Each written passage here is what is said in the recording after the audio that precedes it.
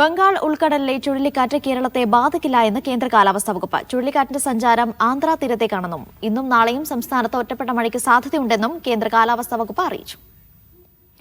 സനിസ ശോഭാചന്ദ്രൻ വിവരങ്ങൾ നൽകും. സനിസ, പുതിയ മുന്നറിയിപ്പുകൾ എങ്ങനെ? അനീഷ, അറബിക്കടലിന് മുകളിലായിട്ട് തീവ്ര ന്യൂനമർദ്ദം സ്ഥിതി ചെയ്യുന്നുണ്ട്. അതുപോലെ തന്നെ ബംഗാൾ ഉൾക്കടലിന് മുകളിൽ സ്ഥിതി ചെയ്യുന്ന തീവ്ര ന്യൂനമർദ്ദമാണ് ചുഴലിക്കാറ്റായിട്ട് രൂപപ്പെടുന്നത്.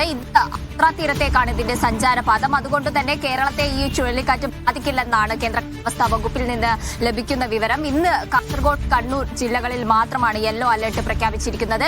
ഇന്നും നാളെയുമായിട്ട് ഒറ്റപ്പെട്ട ഇടങ്ങളിൽ അതിശക്തമായ മഴയ്ക്കുള്ള സാധ്യതയാണുള്ളത് ജില്ലയിൽ. മറ്റന്നാൾ ശക്തമായ മഴയ്ക്കുള്ള സാധ്യതയുണ്ട്. അത്തരത്തിൽ 28 വരെയാണ് സംസ്ഥാനത്ത് മഴ തുടരുന്ന ഒരു സാഹചര്യം നിലവിലുള്ളത്.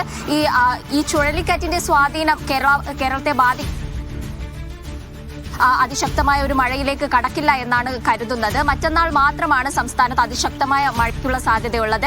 അതിനുശേഷം 27ഓടുകൂടി ഇതിന്റെ മഴ ശമിക്കാനുള്ള സാധ്യതയാണ് നിലവിൽ കേന്ദ്ര കാലാവസ്ഥാ വകുപ്പ് പ്രവചിച്ചിരിക്കുന്നത്. ഇത്തരത്തിൽ ഇന്ന് കാസർഗോഡും കണ്ണൂരുമാണ് യെല്ലോ അലർട്ട് പ്രഖ്യാപിച്ചിരിക്കുന്നത്. നാളെ കാസർഗോഡ്, കണ്ണൂർ, കോഴിക്കോട്, മലപ്പുറം, തൃശൂർ ജില്ലകളിലാണ് യെല്ലോ അലർട്ട് ഉള്ളത്. മറ്റന്നാളാണ് സംസ്ഥാനത്ത് ഈ കണക്കുകൾ വെച്ച് കൂടുതൽ മഴ ലഭിക്കാനുള്ള സാധ്യതയുള്ളത്. കാസർഗോഡ് യെല്ലോ അലർട്ടാണ്. കണ്ണൂർ, കോഴിക്കോട് ജില്ലകളിലാണ് മറ്റന്നാൾ ഓറഞ്ച് അലർട്ട് ഉള്ളത്. വയനാട്, മലപ്പുറം, പാലക്കാട്, തൃശൂർ, എറണാകുളം, ഇടുക്കി, ആലപ്പുഴ ജില്ലകളിൽ യെല്ലോ അലർട്ടാണ്.